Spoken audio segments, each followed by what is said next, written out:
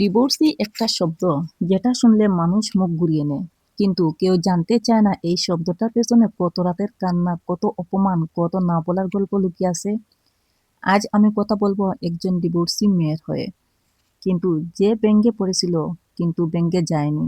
সেও একদিন স্বপ্ন দেখেছিল একটা সংসার, একটা নিরাপদ মানুষ, একটা শান্ত জীবন। সে ভাবেনি ভালোবাসা নামে যে প্রতিদিন মরতে হবে।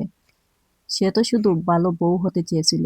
শুরুটা ছিল মিষ্টি, কিন্তু ধীরে ধীরে ভালোবাসা হয়ে গেল অভ্যাস, সম্মান হয়ে গেল সন্দেহ, আর ঘর হয়ে গেল কারখানা। প্রতিদিন অপমান, চুপ করে থাকা শিখে ফেলা, নিজেকে ছোট করে ফেলা, কারণ সে যে বউ, সে যে মেয়ে। একদিন সে বুঝল আর সহ্য করা মানেই বাঁচা নয়। ডিভোর্স নেওয়া সহজ ছিল না। ভয় ছিল সমাজের, ভয় ছিল পরিবারের, ভয় ছিল ভবিষ্যতের, কিন্তু সবচেয়ে ভয়ঙ্কর ছিল নিজেকে হারিয়ে ফেলা।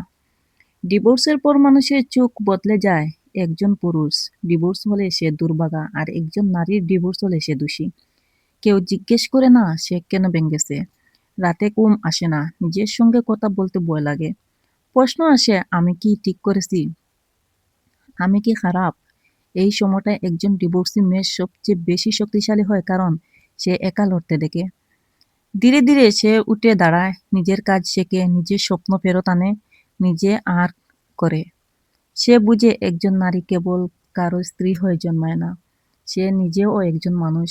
ডিভোর্স তোমার পরিচয় না, ডিভোর্স তোমার গল্পের একটা অধ্যায়। তুমি শেষ হয়ে যাওনি, তুমি শুরু করেছো। যারা তোমাকে ছোট করে তারা তোমার সাহস সহ্য করতে পারছে না। যদি তুমি একজন ডিভোর্সি মেয়ে হও, মনে রেখো তুমি ভাঙ্গা না, তুমি নতুনভাবে তৈরি হওয়া। তোমার কান্না দুর্বলতা নয়, তোমার বেঁচে থাকার তোমার সবচেয়ে বড় জবাব। ডিভোর্সের দিনটা কাগজে শুধু একটা সই, কিন্তু মেয়ের জীবন সেদিন সব শেষ হয়ে যায়। চারপাশে ফিসফিস, মেয়েটার নিশ্চয়ই দোষ ছিল, ভালো হলে সংসার ভাঙে।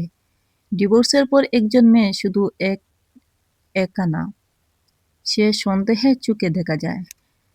তার হাসি প্রশ্নবিদ্ধ, তার কথা ভুলভাবে ব্যাখ্যা হয়, তার চরিত্র নিয়ে গল্প বানানো হয়, কিন্তু কেউ বুঝে না এই মেয়েটা আর কাউকে কষ্ট দিতে চায় না। সে শুধু শান্তিতে বাঁচতে চায়। যে মেয়ে নিজের সম্মান বাঁচাতে একটা সংসার ছেড়ে আসতে পারে, সে কখনোই দুর্বল হতে পারে না। কারণ ডিভোর্স শেষ নয়, ডিভোর্স হলো নিজেকে বাঁচানোর শুরু। আজও তার চোখে পানি আসে, কিন্তু সে আর নিজেকে ঘৃণা করে না। সে শিখেছে একজন মেয়ের শক্তি নীরব হওয়া। এই গল্প শেষ না, কারণ ডিভোর্সি মেয়েদের জীবন শেষে গিয়ে শুরু হয়। যদি তুমি এই ভিডিওটি শুনে কাঁদো, তাহলে জেনে রাখো তুমি দুর্বল না, তুমি সাহসী। ডিভোর্স আমার পরিচয় না, আমি যে বেঁচে আছি এটাই আমার সবচেয়ে বড় পরিচয়।